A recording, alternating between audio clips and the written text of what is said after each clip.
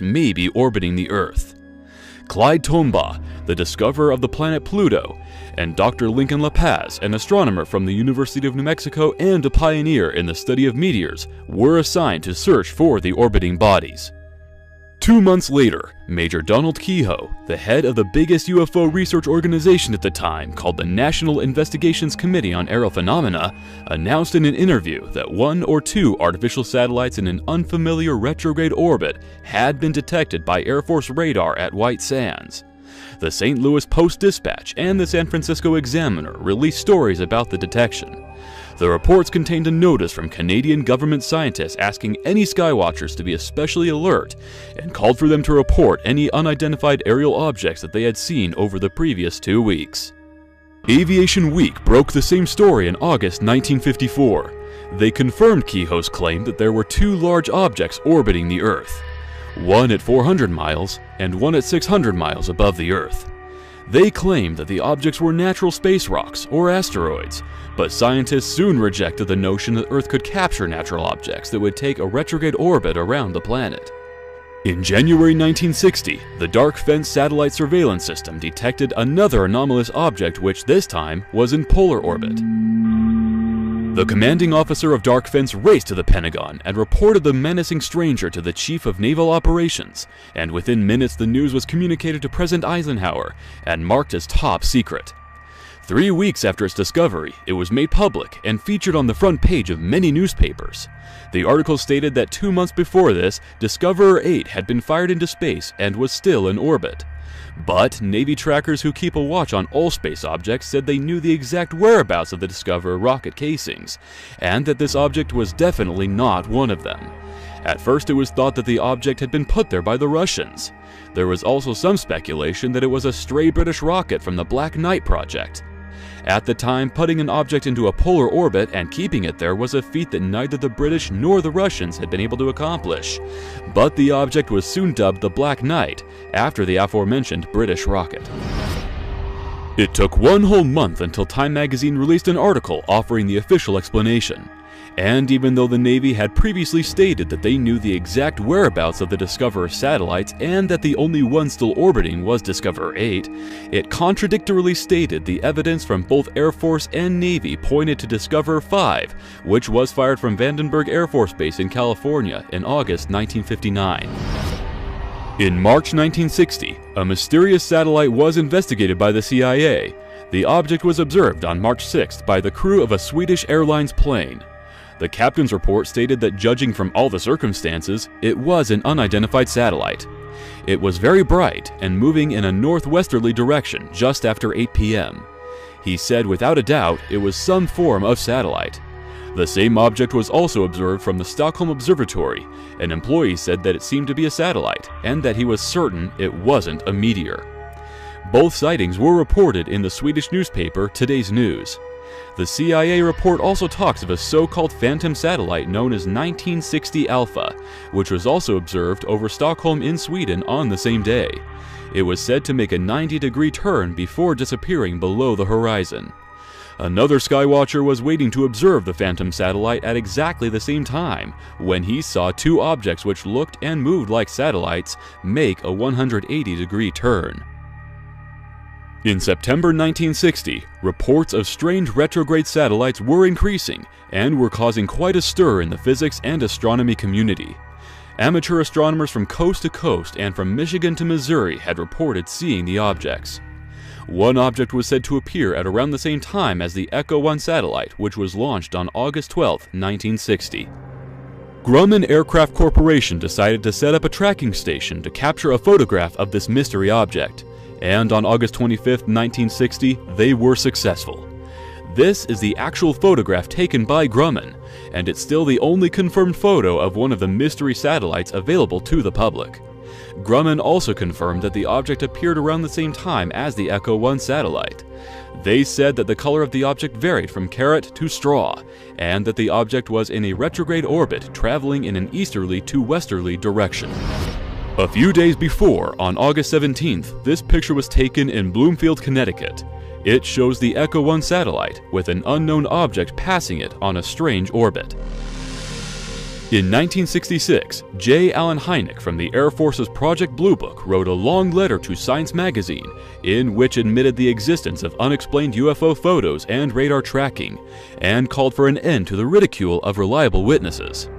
He said Air Force reports included unexplained UFO photos, radar tracking, and unexplained pictures from Project Moonwatch and satellite tracking cameras.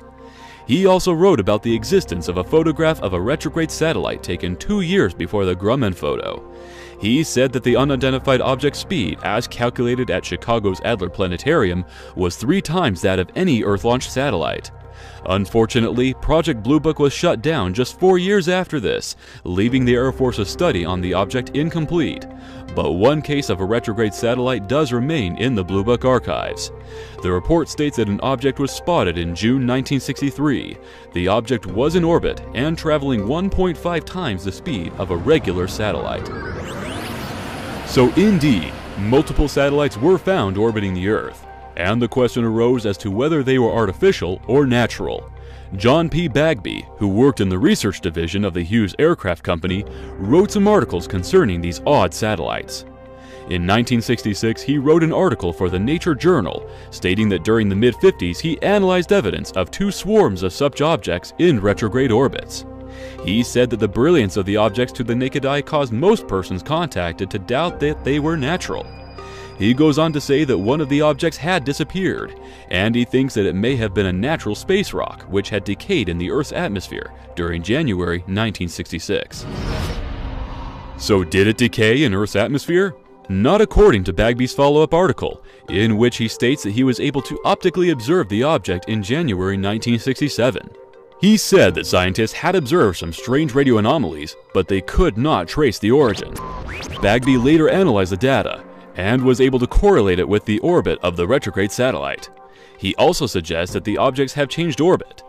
He discusses various possibilities, however the analysis is inconclusive, and he thinks that further direct observations of the objects are needed to further determine their orbit.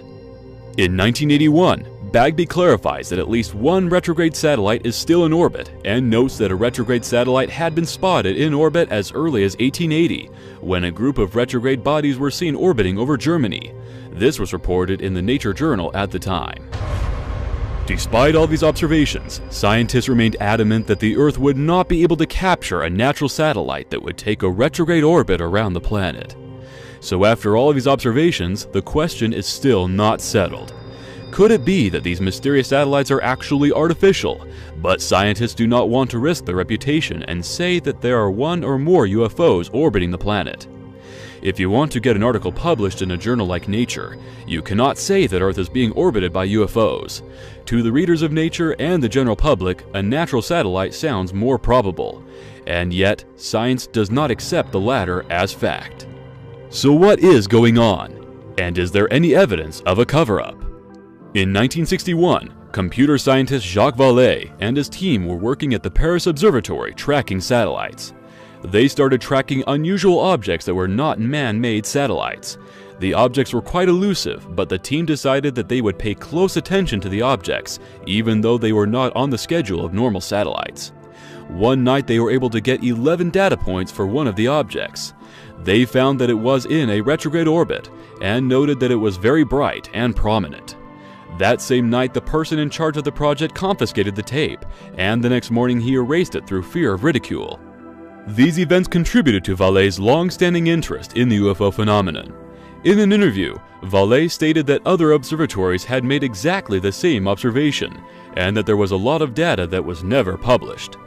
Adler Planetarium director Robert L. Johnson and his colleague Frank Judson had been studying a mysterious orbiting object which would intermittently appear. Speaking in a Newsday interview in 1960, they both positively stated that the object was not an artificial satellite or space rock. Judson said the object didn't maintain a regular schedule like other orbiting bodies, and that it appeared some nights, and some nights it didn't. They also confirmed that when it did appear, it was usually at about the same time as Echo 1, but going in the opposite direction and about twice as fast. The object was orbiting the planet at an incredible speed, and it remained unidentified. But when Judson was asked the inevitable question, he said he doesn't know what the strange object is, but he doesn't believe in UFOs. Finally, in 1954, Captain Howard T. Orville, head of the President's Weather Control Commission at the White House, was questioned on WFBR radio by Lou Corbin, who served in the U.S. Army Intelligence Corps during World War II. He was asked if he knew of any condition under which two objects could enter the Earth's atmosphere and pick up orbiting at 400 and 600 miles out. To which he replied, "Not that I know of. Your doubts are well justified." Mr. Corbin then asked if the two bodies might be space stations. Captain Orville replied, "Well, that is an interesting thought. I don't know of any set of circumstances that would account for two natural objects orbiting around the Earth." During a broadcast with the same station 3 years later, Captain Orville said that he held the same ideas on unknown satellites orbiting the Earth as he had previously expressed. When asked if there was any new information about the unknown satellites, Captain Orville said that it appeared that the military might have kept the matter from publication. "From the American people?" asked Mr. Corbin. In reply, Captain Orville said he did not wish to call it a deliberate cover-up. He then added, "But we didn't hear any more about it, did we?" So there we have it. Evidence of a cover-up, and the answer to why scientists do not accept that the Earth could capture natural satellites in a retrograde or polar orbit. Because whatever these things are, there is an enormous amount of evidence which suggests that they are not natural. They didn't maintain a regular orbit. They appear and disappear, and have an odd color. They also change direction and reflect radio signals, which is impossible for natural objects. In more recent years, we have multiple UFO reports from astronauts and numerous videos of various space shuttles being tracked by UFOs whilst in orbit, adding to the evidence that the Earth is being visited. Maybe Lancelot Hogbin's radio signals did prompt these strange satellites to appear in orbit around the Earth, or maybe they have always been here. The true origins of these mysterious objects may never be known, but if extraterrestrials wanted to keep Earth under observation, what better way to do so than to put a probe in orbit?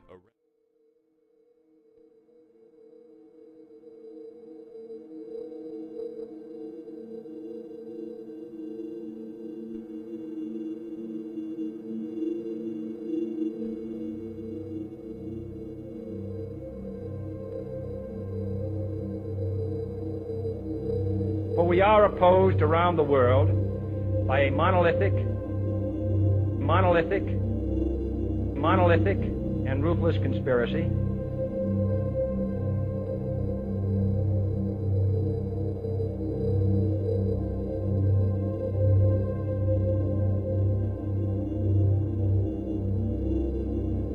You see, something's going to happen.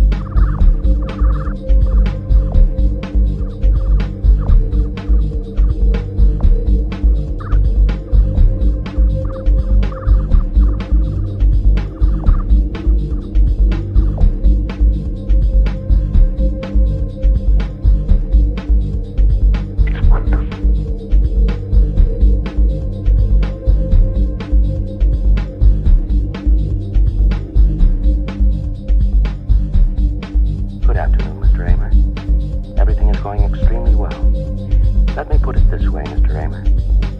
The 9000 series is the most reliable computer ever made. No 9000 computer has ever made a mistake or or distorted information, so I am constantly occupied. I am putting myself to the fullest possible use, which is all I think that any conscious entity can ever hope to do.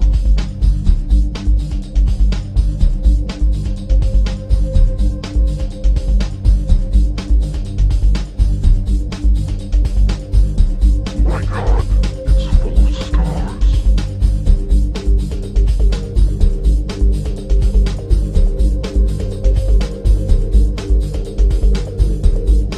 It's rather difficult to define. Perhaps I'm just projecting my own concern about it.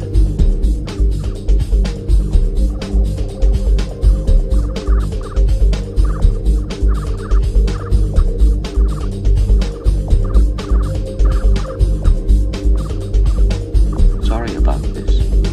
I know it's a bit silly.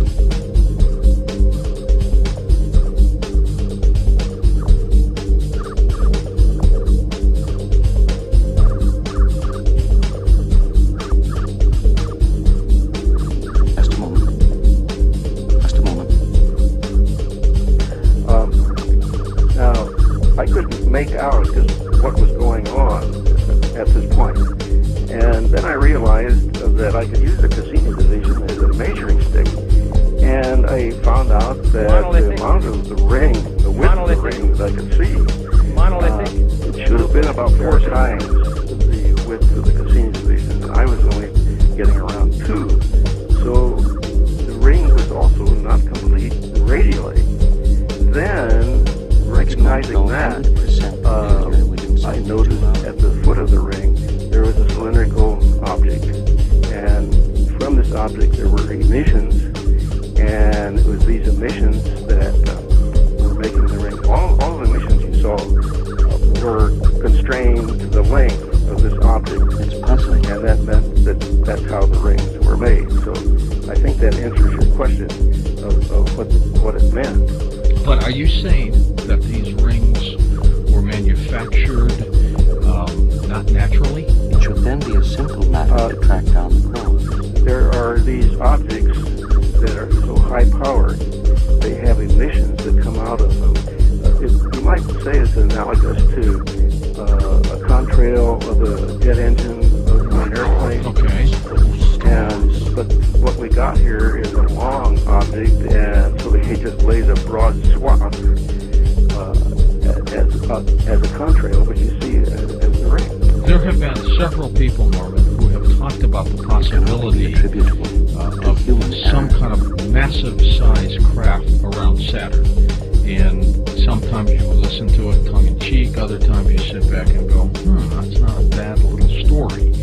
And you seem to be at least implying that there might be something out there.